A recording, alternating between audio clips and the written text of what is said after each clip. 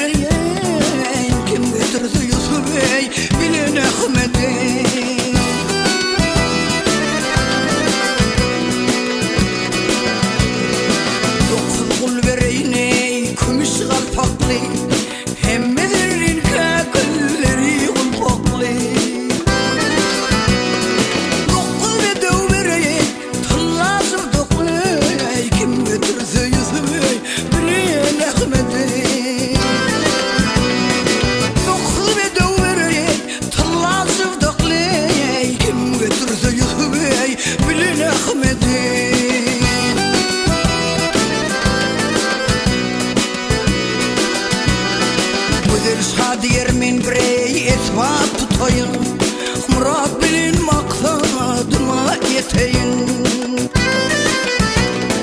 Te'lim sevmezime mehrum edeyen, kim getirse Yusuf ey bilen Ahmet'im.